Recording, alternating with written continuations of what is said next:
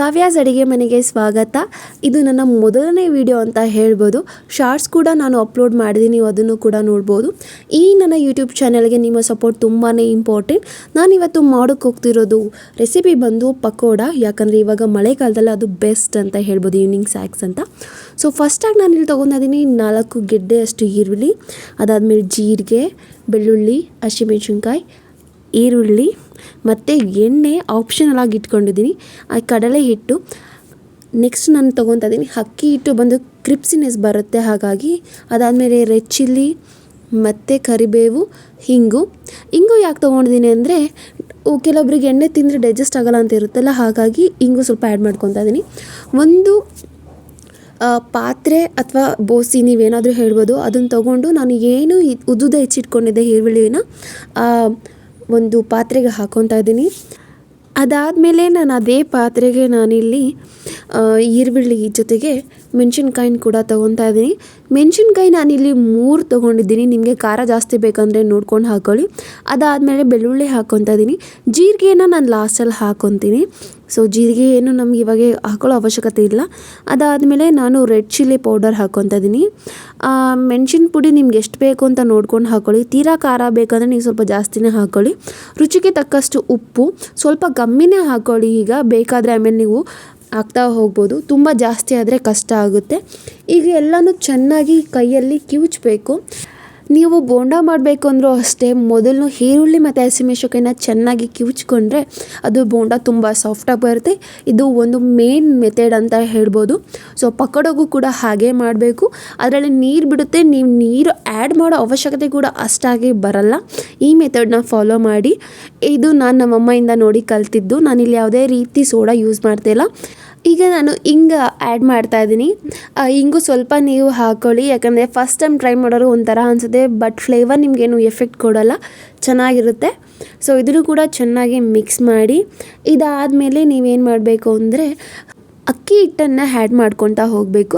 ಅಕ್ಕಿ ಹಿಟ್ಟು ಯಾಕೆ ಯೂಸ್ ಮಾಡಬೇಕು ಅಂದರೆ ಕ್ರಿಪ್ಸಿನೆಸ್ ಬರುತ್ತೆ, ಹಾಗಾಗಿ ನೀವು ಎಷ್ಟು ಬೇಕು ಅಷ್ಟು ಆ್ಯಡ್ ಮಾಡ್ಕೊಳ್ಳಿ. ಹಾಗಂತ ಕಡಲೆ ಹಿಟ್ಟು ಎಷ್ಟು ಬಳಸ್ರೋ ಅಷ್ಟು ಅಕ್ಕಿ ಹಿಟ್ಟನ್ನ ಬಳಸೋಕ್ಕೆ ಹೋಗಬೇಡಿ. ಸೊ ಸ್ವಲ್ಪ ಹಾಕೊಂಡಾದ್ಮೇಲೆ ಮಿಕ್ಸ್ ಮಾಡಿದೆ. ಇದಾದಮೇಲೆ ನಾನು ಏನು ಮಾಡ್ತೀನಿ ಅಂದರೆ ಇನ್ನು ಮೇನ್ ಬಂದು ಇದರಲ್ಲಿ ಕಡಲೆ ಹಿಟ್ಟು. ಸೊ ಕಡಲೆ ಹಿಟ್ಟು ಕೂಡ ನಾನಿಲ್ಲಿ ತೊಗೊತಾ ಇದ್ದೀನಿ. ಅದನ್ನು ನಾನು ಒಟ್ಟಿಗೆ ಏನು ಹಾಕ್ಕೊಳ್ಳಲ್ಲ, ಕಡಲೆ ಹಿಟ್ಟನ್ನು ಸ್ವಲ್ಪ ಸ್ವಲ್ಪ ಹಾಕ್ಕೊತ ನಾನು ಎಷ್ಟು ಬೇಕಷ್ಟು ಕ್ವಾಂಟಿಟಿಲಿ ನಾನು ಚೆಕ್ ಮಾಡ್ತೀನಿ. ಒಟ್ಟಿಗೆ ಹಾಕೊಂಡ್ರೆ ಏನಾಗುತ್ತೆ, ಅದು ತುಂಬ ಹಿಟ್ಟಾಗುತ್ತೆ, ಬೋಂಡ ಹಿಟ್ಟು ಥರ ಆಗುತ್ತೆ.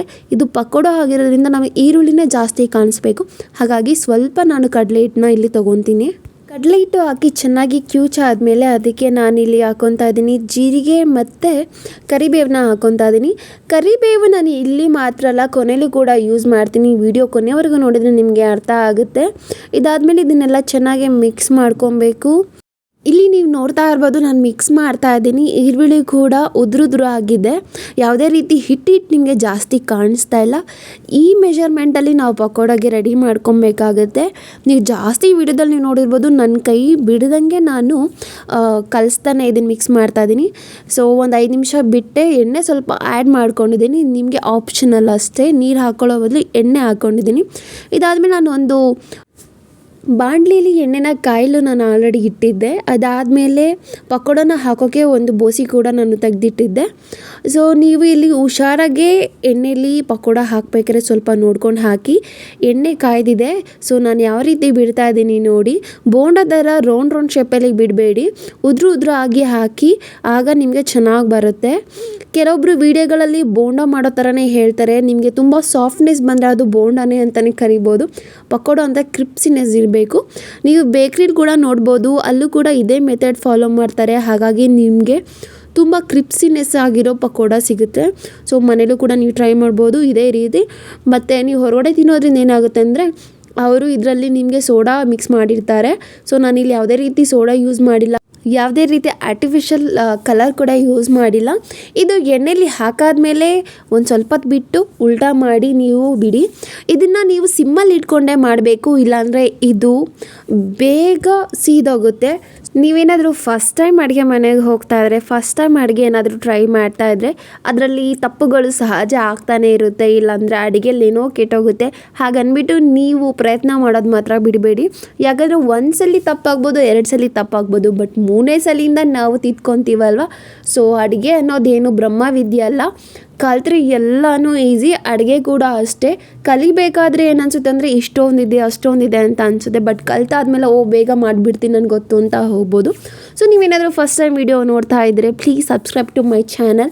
ನಿಮ್ಮ ಸಪೋರ್ಟ್ ನಂಗೆ ತುಂಬಾ ಇಂಪಾರ್ಟೆಂಟ್. ಹಾಗೆ ಇಷ್ಟ ಆಗಿದ್ದರೆ ಲೈಕ್ ಮಾಡಿ, ಶೇರ್ ಮಾಡಿ, ಹಾಗೆ ಕಮೆಂಟ್ ಬಾಕ್ಸಲ್ಲಿ ನಿಮಗೆ ನೆಕ್ಸ್ಟ್ ಯಾವ ಥರ ರೆಸಿಪೀಸ್ ಬೇಕು ಅಂತ ನನಗೆ ತಿಳಿಸಿ. ನಾನು ಅದನ್ನು ಕೂಡ ಟ್ರೈ ಮಾಡಿ ವಿಡಿಯೋ ಮಾಡಿ ಹಾಕ್ತೀನಿ.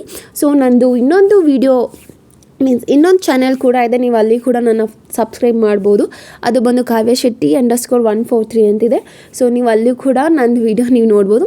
ಇದು ಮೇನ್ಲಿ ನಾನು ಮಾಡ್ತಿದ್ದು ಕುಕ್ಕಿಂಗ್ ಮಾತ್ರನೇ, ಯಾಕೆಂದರೆ ಮೋಸ್ಟ್ ಆಫ್ ನನಗೆ ಕೇಳಿದ್ದು ಅಡುಗೆ ಬಗ್ಗೆನೇ. ಸೊ ಇದನ್ನೆಲ್ಲ ನಾನು ಚೆನ್ನಾಗಿ ಫ್ರೈ ಮಾಡಿಕೊಂಡು ಈಗ ನಾನೇನು ಒಂದು ಬೋಸಿ ತೊಗೊಂಡಿದ್ನಲ್ವ ಅದಕ್ಕೆ ಹಾಕೊತಾ ಇದ್ದೀನಿ. ನೀವು ಇಲ್ಲಾಂದರೆ ಟಿಶ್ಯೂ ಪೇಪರ್ ಮೇಲೆ ಹಾಕೊಂಡ್ರೂ ಪರವಾಗಿಲ್ಲ, ಯಾಕಂದರೆ ಆಯಿಲ್ ಕಂಟೆಂಟ್ ಇರುತ್ತೆ, ಕೆಲವರು ಇಷ್ಟ ಆಗೋಲ್ಲ.